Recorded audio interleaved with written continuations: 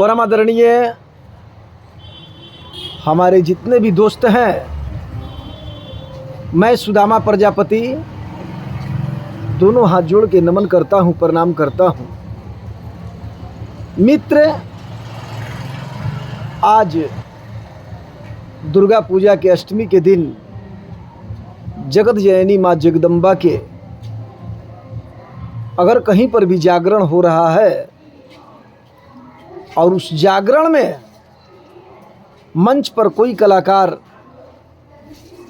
अपनी भजन को शुरुआत करना चाहते हैं,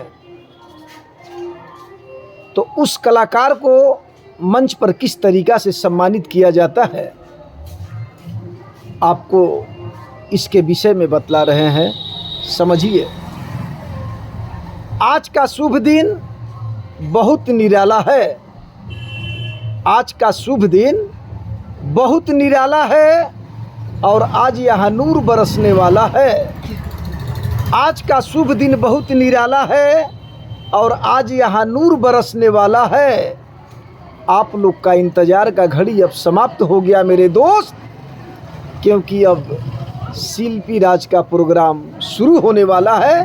तो एक बार शिल्पी राज के लिए जोरदार तालियों से स्वागत कीजिएगा। जय हिंद, जय भारत।